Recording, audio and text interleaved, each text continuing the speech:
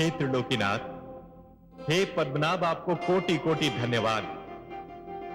आपका धरती पर अवतरण संपूर्ण जगत के लिए कल्याणकारी सिद्ध होगा।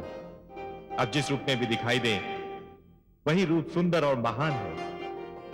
आपका यह वामन रूप भी अत्यंत मनोहर है।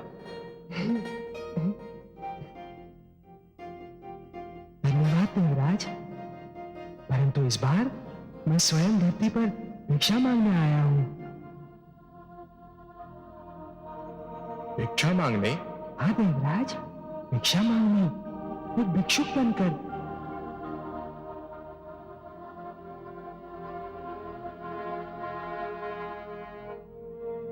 आपकी वाणी सुनकर हम समस्त देवता मूक रह गए। हमें आश्चर्य हो रहा है हे सर्वेश्वर। क्यों आश्चर्य क्यों हो रहा है देवराज? भिक्षा मांगना कोई भला कार्य नहीं। हे जगदीश्वर, भिक्षा मांगना तो एक निकृष्ट कर्म है, निंदनीय कार्य है, सामाजिक अपराध है। भिक्षुक तो दया का पात्र होता है। नहीं देवराज, आप जो कह रहे हैं वो अवश्य ही असत्य नहीं, पर पूर्णतया सत्य भी नहीं। मैं समझा नहीं है नीलकांत। देवराज, वो भिक्षा जो अथक परिश्रम के भय से, शारीरिक कष्ट उठाने के भय से, आलस्य से मांगी जाती है, वो अवश्य ही एक निकृष्ट कर्म है जो निंदनीय है, एक सामाजिक अपराध है। परंतु भिक्षा के और भी तो रूप होते हैं देवराज। और रूप? और रूप क्या हो सकते हैं जगदीश्वर? देवराज, ध्यान से देखिए तो हर प्राणी जन्म से भिक्षुक ही होता है। उसका सारा जीवन भिक्षा मांगते मांगते ही व्यतीत होता है, और वो जिन वस्तुओं की भिक्षा मांगता है उन सारी वस्तुओं की निंदा भी नहीं की जा सकती। आप ज्ञान का स्रोत हैं हे नीलकांत, ज्ञान का आधार है। जो आप जानते हैं कोई और उसका एक अंश भी नहीं जान सकता। पर क्षमा करें, हम आपके विचार समझने में असमर्थ हैं। आप जो कह रहे हैं हमें उसकी व्याख्या जानने की इच्छा हो रही है। कोई प्राणी मात्र जन्म लेने से ही भिक्षुक कैसे हो सकता है? देवराज, कोई कैसे जन्म से ही भिक्षुक हो सकता है? देवराज, प्राणी तो जन्म लेते ही सर्वप्रथम अपनी माता से दूध की भिक्षा मांगता है ना? फिर जैसे ही आयु बढ़ती है अपने पिता से सुरक्षा की भिक्षा मांगता है। एक शिष्य के रूप में अपने गुरु से ज्ञान और विद्या की भिक्षा मांगता है। नई पीढ़ियां पुरानी पीढ़ियों से उनके अनुभव की भिक्षा मांगती हैं। पौधे जड़ की सुरक्षा के लिए जल से, तने की सुरक्षा के लिए वायु से, और फल फूलों की वृद्धि के लिए प्रकाश से भिक्षा मांगते हैं। क्या ये सत्य नहीं है देवराज? धन्य है वासुदेव, धन्य है आप। कितनी ज्ञानवर्धक और मनमोहक बातें हैं आपकी। आपने तो भिक्षा के अर्थ ही बदल दिए। देवराज, पुष्प के निकट जाए बिना इसका निर्णय नहीं किया जा सकता कि उसमें सुगंध है या दुर्गंध। तालाब के निकट जाए बिना इसका निर्णय नहीं हो सकता कि उसका जल पीने योग्य है या नहीं। और उसी प्रकार किसी भी वस्तु को ध्यान से देखे बिना इसका निर्णय नहीं हो सकता देवराज कि उस वस्तु में गुण है या अवगुण। देवराज, हर वो भिक्षा महान है जो ज्ञान में वृद्धि करती है। और अभी तो आपने स्वयं मुझे भिक्षा मांगते देखा। आपने हमारे नेत्र खोल दिए त्रिलोकीनाथ। भिक्षा सदैव शीश नवाकर मांगी जाती है देवराज। सिर का झुकना मन और मस्तिष्क में भरे हुए अहंकार की मृत्यु की घोषणा है। अहंकार, जो प्राणी का सबसे महान वैरी है देवराज। और यदि इस वामन रूप में मैं भिक्षा मांगूंगा तो एक आदर्श प्रस्थापित होगा। मानव यह समझ पाएगा कि भिक्षा का सही अर्थ क्या है। क्योंकि यदि मैं भिक्षा मांगूंगा तो केवल मानव कल्याण के लिए, जगत कल्याण के लिए, जो कि मेरा लक्ष्य है।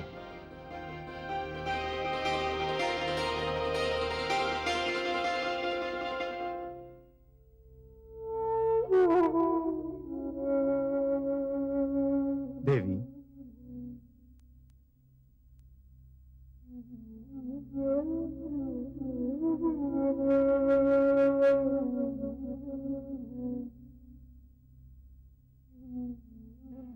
देवी, स्वामी आप कहाँ खो गई थी आप, जो आपको मेरे आने तक का आभास नहीं हुआ? इतनी महान घटना हुई है। आप संभवतः सृष्टि की सौभाग्यवती नारी हैं कि भगवान श्री विष्णु ने मानव रूप में जन्म लेने के लिए आपको माता के रूप में चुना है। परंतु आपके मुख पर यह चिंता की छाया अच्छी नहीं लगती। क्या बात है? आप प्रसन्न नहीं हैं? ऐसा मत कहिए स्वामी, मैं बहुत प्रसन्न हूं, इतनी प्रसन्न हूं कि मेरे पांव धरती पर नहीं पड़ रहे। जिसे भगवान श्री विष्णु की मां बनने का सम्मान मिला हो, वो प्रसन्न क्यों ना होगी? किंतु क्या देवी? उनका ये वामन अवतार मेरे लिए चिंता और भय का कारण बना हुआ है। इतना छोटा आकार लेकर वो इतनी शक्तिशाली बलि का सामना कैसे करेंगे? कहीं उन्हें कोई हानि न पहुंचे। मुझे तो हर पल यही चिंता दुखी कर रही है, यही भय खाए जा रहा है। देवी, वे ईश्वर हैं। वे जो करते हैं उसके पीछे क्या कारण है, ये तो वही जानते हैं। यदि वे चाहते तो वो एक विशालकाय रूप भी धारण कर सकते थे, परंतु उन्होंने अपनी स्वेच्छा से वामन रूप का चयन किया। इसके पीछे भी कोई कारण अवश्य होगा, कोई भेद अवश्य होगा। आप चिंता ना करें, सब कुछ भगवान विष्णु पर ही छोड़ दें।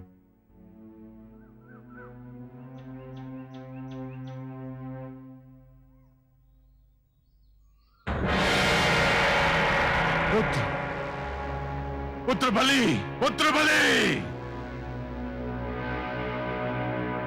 अरे, ये गुरुदेव को अचानक क्या हो गया? मैंने अपने जीवन में उन्हें कभी इतना व्यग्र और भयभीत नहीं देखा। लगता है गुरुदेव ने ध्यान में कुछ ऐसा देख लिया है जिसने उन्हें व्यग्र और भयभीत कर दिया है।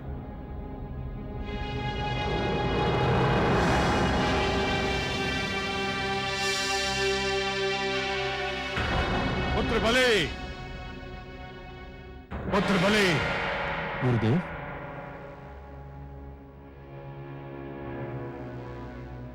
प्रणाम गुरुदेव। क्या बात है, आप इतने चिंतित और व्याकुल क्यों उठे? मुझसे कोई प्रश्न मत पूछना वत्स। मेरे पास प्रश्नोत्तर का तनिक भी समय नहीं है। जो कुछ मैं कह रहा हूं उसे ध्यान से सुनो और उसका पालन करो। जो आज्ञा गुरुदेव। पुत्र, देवता तुम्हारे विरुद्ध षड्यंत्र रच रहे हैं। षड्यंत्र? परंतु कैसा षड्यंत्र? मैंने कहा ना, मेरे पास प्रश्नोत्तर का समय नहीं है।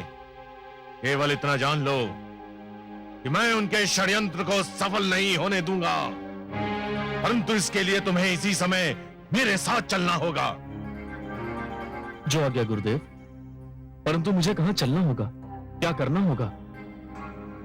तुम्हें सबसे पहले मेरे साथ चलकर अश्वमेध यज्ञ की घोषणा करनी होगी। मुझे विश्वास है लोक में किसी के पास इतना साहस नहीं है कि वो तुम्हारे अश्व को रोक सके। और यदि अश्वमेध यज्ञ की समस्त क्रिया संपूर्ण हो गई तो देवताओं का षड्यंत्र विफल हो जाएगा। गुरुदेव, मैं आपसे अनुरोध नहीं करता, परंतु यदि आपकी इच्छा हो तो मुझे देवताओं के षड्यंत्र का कुछ ज्ञान तो दें। सुनो वत्स, तुम्हें स्मरण होगा कि देव माता अदिति तुम्हारी दान दक्षिणा की ख्याति सुनकर तुम्हारे पास आई थी। हाँ गुरुदेव, मुझे भली भांति स्मरण है। और वो अपने पुत्रों के लिए क्षमा दान मांगने आई थी। मुझे इस बात का भी अनुमान है। पर तुमने पहले ही अपना निर्णय सुना दिया था कि तुम देवताओं को क्षमा दान देने के अतिरिक्त किसी को भी और कुछ भी दे सकते हो। तो देव माता को निराश होकर तुम्हारे दौर से लौटना पड़ा। तो फिर गुरुदेव? फिर वो विष्णु के पास गई और उन्हें उनका एक पुराना वचन स्मरण कराया, और उसी के फलस्वरूप विष्णु ने धरती पर अवतार ले लिया। यह तो बड़ी प्रसन्नता की बात है गुरुदेव। उतनी प्रसन्नता की बात भी नहीं है जितनी तुम समझ रहे हो। ये एक ऐसी बात है, इसका अनुमान केवल मुझे है। अब कोई भी प्रश्न मत पूछना। सेना को सारे विश्व में भ्रमण का आदेश दो। यज्ञ का अश्व छोड़ो, लोक को जीत लो। कोई तुम्हारे समक्ष ठहर नहीं सकता।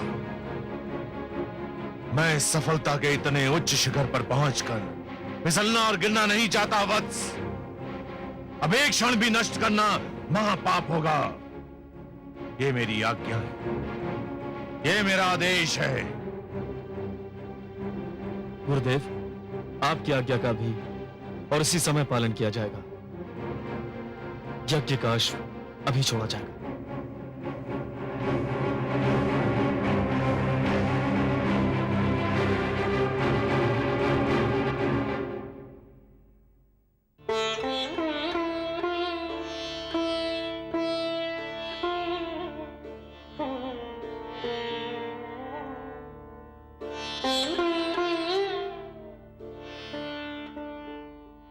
अब मुझे जाने की अनुमति दीजिए माता श्री। जाने की अनुमति? कहाँ जाने की पुत्र? मुझे अपने जन्म का कारण सिद्ध करना है। कैसे अनुमति दूं मेरे प्रिय पुत्र? अभी तो मैंने तुम्हें जी भर के निहारा भी नहीं है। तुम्हें अपने स्नेह सागर से एक बूंद भी नहीं दे सकी हूं। माता, मैं तो आपका पुत्र बन के जन्मा हूं। आपके स्नेह पर मेरा अधिकार सदैव रहेगा। परंतु सर्वप्रथम मुझे मानव कल्याण का लक्ष्य प्राप्त करना है। मुझे बलि के पास जाना है माता। बलि के पास? परंतु पुत्र, वो बहुत शक्तिशाली है, बहुत विशालकाय है। और तुम? और मैं देखने में दुर्बल और आकार में छोटा हूं, यही कहना चाहती है ना आप? हाँ पुत्र। माता, साहस का आकार शरीर के आकार पर निर्भर नहीं होता और भीतरी स्वरूप बाहरी रूप पर निर्भर नहीं होता। और फिर इस बार तो मैं अहिंसा का संदेश लेकर आया हूं ना। आपका पुत्र बनकर जन्म लेने से पहले ही मैंने ये कह दिया था माता कि मेरा लक्ष्य बलि से युद्ध करना नहीं है, उसका वध करना नहीं है। मुझे तो केवल उसके अहंकार का नाश करना है। मुझे बलि को यह जताना है माता कि मैं सब कुछ सहन कर सकता हूं, परंतु मानव पर अत्याचार और मानव हत्या कदापि सहन नहीं कर सकता। मुझे उसे यह बताना है कि विश्व विजेता होकर भी कोई भी ईश्वर से बड़ा नहीं हो जाता। उसे यह समझाना है माता कि दानी होने का अर्थ यह नहीं है कि कोई महानतम हो गया, ईश्वर से भी बड़ा हो गया। क्योंकि ईश्वर जो दान दक्षिणा की सामग्री देता है, भंडार देता है, वही सबसे महान होता है। हे माता, उसे मुझे ये भी समझाना है कि ईश्वर धनवानों का चुनाव केवल इसलिए करता है कि वो धन निर्धनों तक पहुंच जाए। और ये सब कुछ बताने के लिए मेरा बलि के पास जाना अनिवार्य है माता। मुझे अनुमति दीजिए।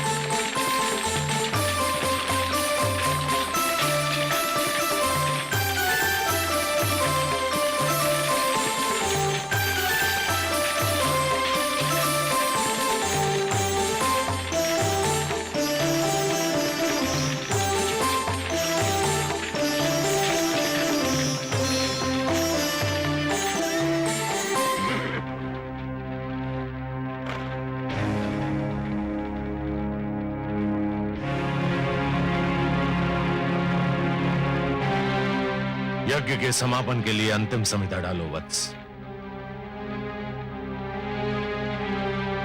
ओम भवतु भिक्षाम देहि।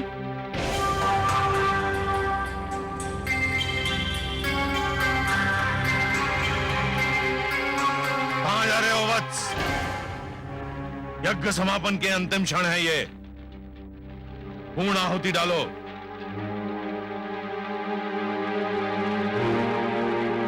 ओम भवतु भिक्षाम देहि।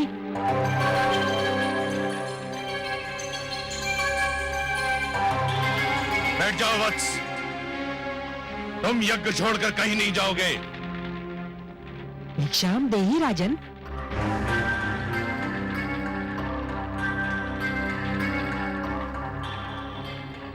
क्षमा करें गुरुदेव, किंतु बलि के द्वार पर कोई भिक्षुक आए और उसे भिक्षा के लिए दूसरी बार भी गुहार करनी पड़े तो बलि की दानी वृत्ति को 100 बार धिक्कार है। अब मैं नहीं रुक सकता। वत्स, रुक जाओ वत्स, रुक जाओ।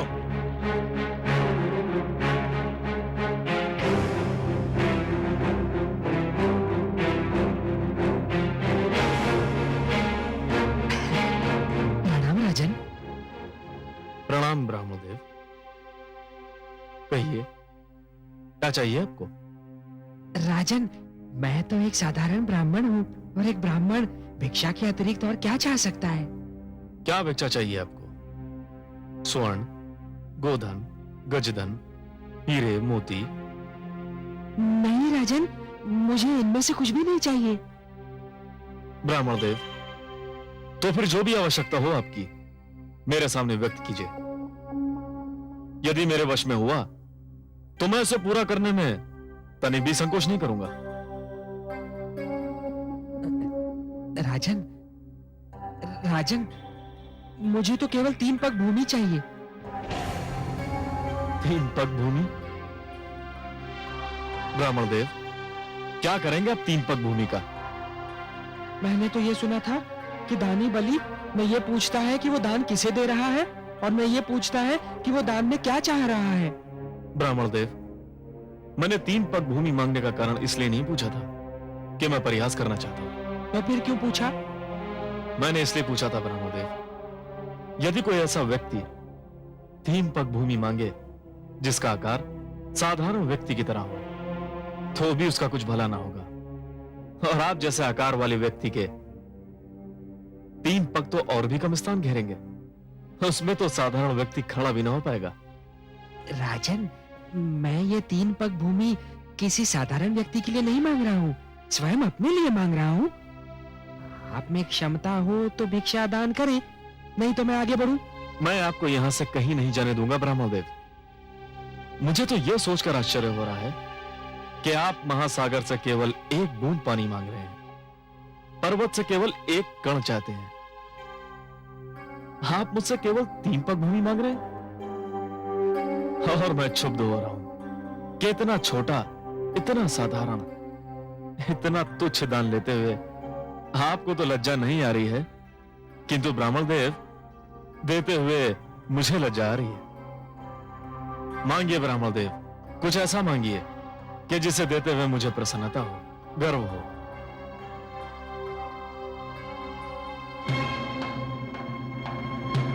राजन, मुझे तो केवल 3 पग भूमि चाहिए।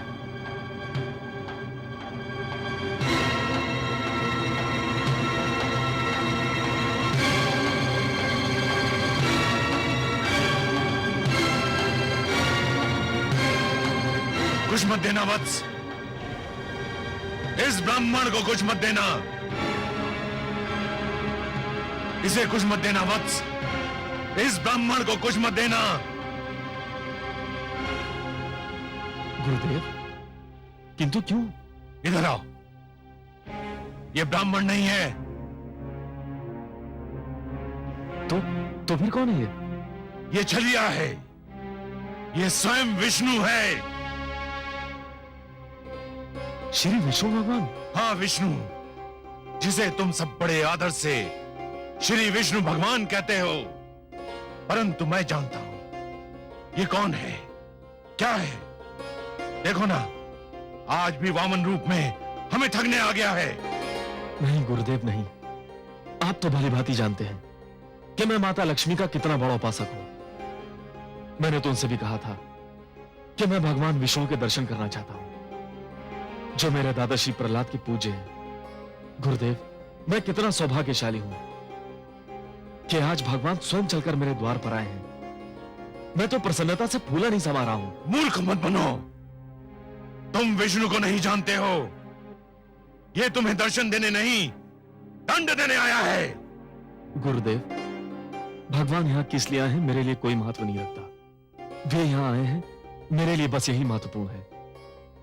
मैं जिनके दर्शन के लिए इतना व्याकुल था वे मेरे सामने हैं। क्या इससे बड़ा सौभाग्य संभव है? और वे भी भिक्षुक बनकर। ये सब एक ढोंग है, एक छलावा है। तुम इसके छल में मत आना।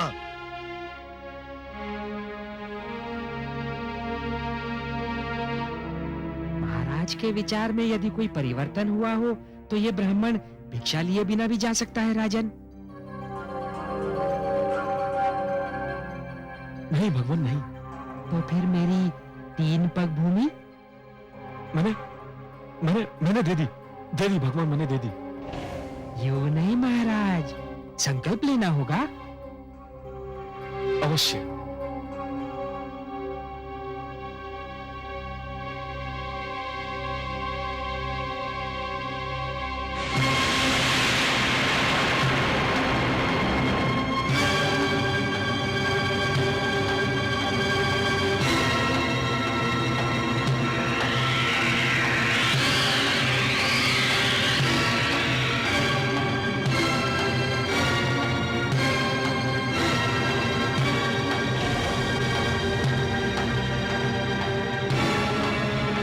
राजन,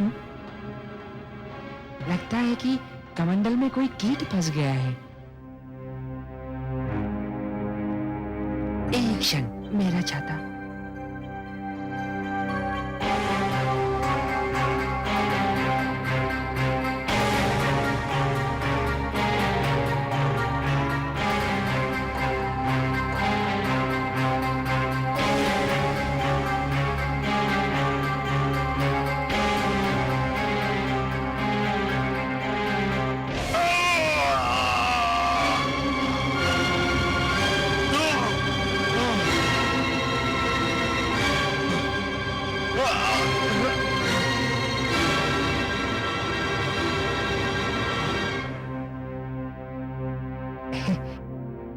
राजन, कीट निकल गया।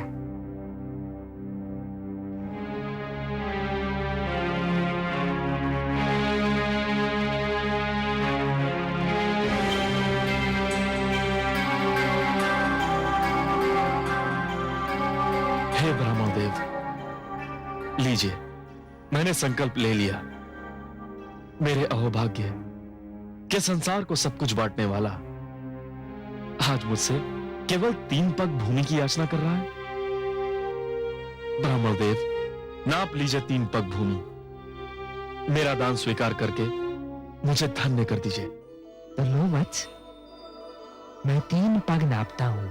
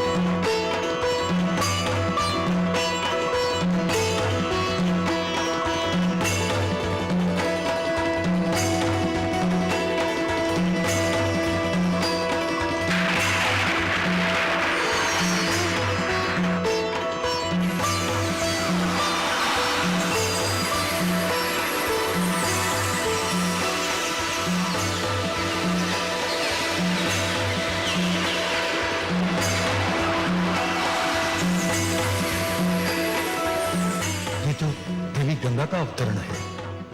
नहीं नहीं, अभी इसका समय नहीं हुआ है।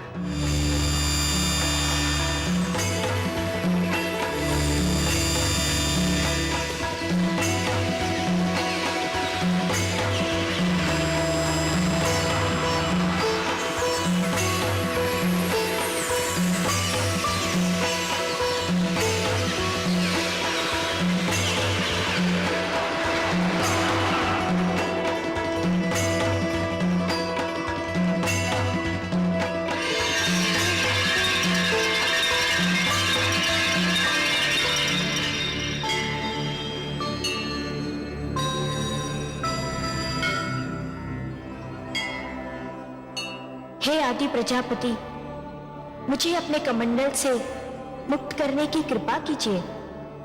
मुझे धरती पर जाना है। धरती मुझे पुकार रही है। धरती को मेरी आवश्यकता है।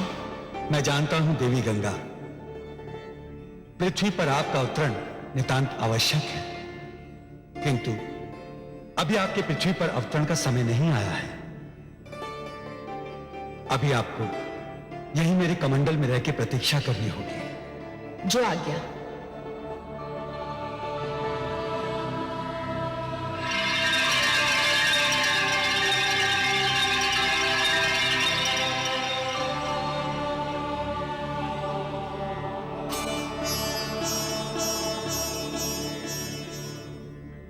हे बलि, मैंने पहला पग उठाकर समस्त धरती और पाताल को नाप लिया है। अब मैं दूसरा पग उठाने जा रहा हूं।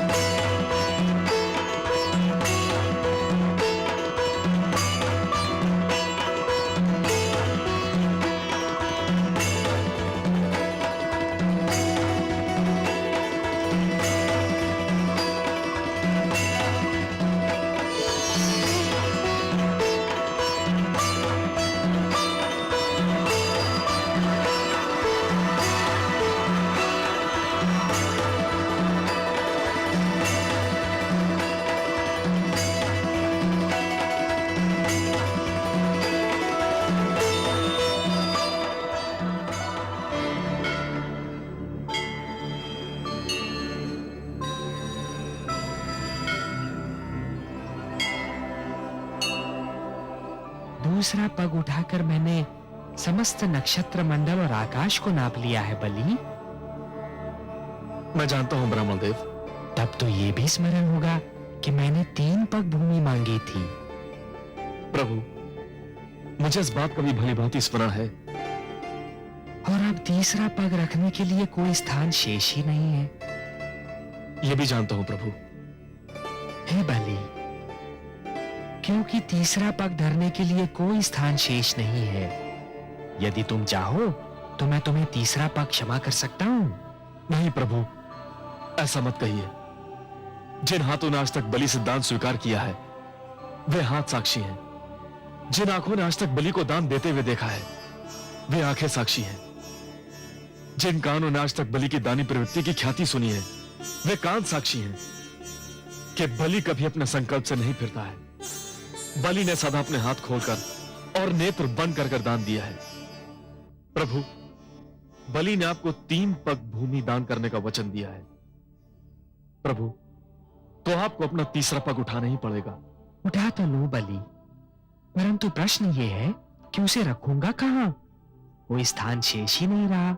मैं जानता हूं प्रभु, मैं ये भली भांति जानता हूं कि आपके दोनों पगों ने यह सारी सृष्टि, मेरा सारा राजपाट और जो क्षेत्र मैंने जीते थे, वे भी नाप लिए हैं। अब केवल एक ही स्थान बचा है जिस पर मेरा अधिकार है, जो मेरा है। मैं तुम्हारा वाक्य पूर्ण होने की प्रतीक्षा कर रहा हूं बलि। वो कौन सी वस्तु है जिस पर अब भी तुम्हारा अधिकार है? प्रभु, वो वस्तु है मेरा शरीर। बस अब मेरी काया ही बची है जिसे मैं अपनी कह सकता हूं, जिस पर अब भी मेरा अधिकार है। प्रभु, आप अपना तीसरा पग मेरे शीश पर धरिए, ताकि संसार ये जान ले कि बलि केवल देना नहीं, वचन निभाना भी जानता है। प्रभु, कृपा करके उठाइए अपना पवित्र पग और धर दीजिए मेरे शीश पर। प्रभु, ये मेरा आग्रह भी है, मेरा हट भी है और मेरी विनती भी है। हे बलि, यदि तुम्हारी यही इच्छा है और यदि तुम ये समझते हो कि इसी में तुम्हारा उद्धार है, तो मैं ऐसा ही करूंगा।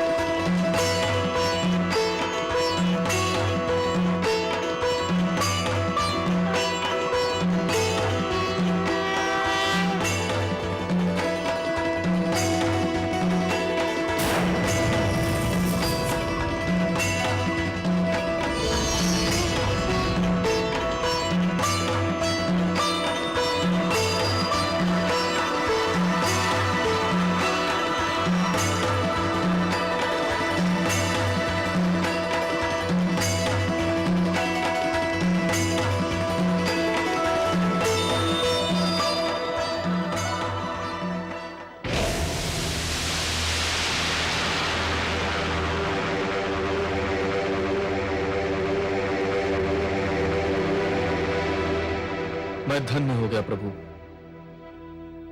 मैंने अपना वचन निभा दिया। हाँ बलि, तुमने अपना वचन निभाया तो सही, पर जानते हो कि यह सब मैंने क्यों किया? हे प्रभु, आपके अतिरिक्त आपकी लीला और कौन जान सकता है। मैं तो केवल इतना जानता हूं कि संभवतः इसी में मेरा उद्धार निहित है।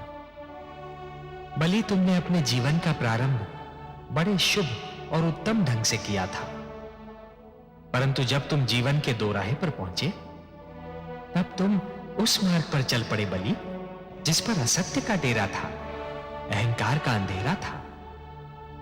यह वो मार्ग नहीं था बलि जो मेरे भक्त प्रहलाद ने चुना था। यह तो हिरण्यकशिपु की प्रवृत्ति का मार्ग था, जिसके दमन चक्र को रोकने के लिए स्वयं मुझे नरसिंह अवतार धारण करना पड़ा था।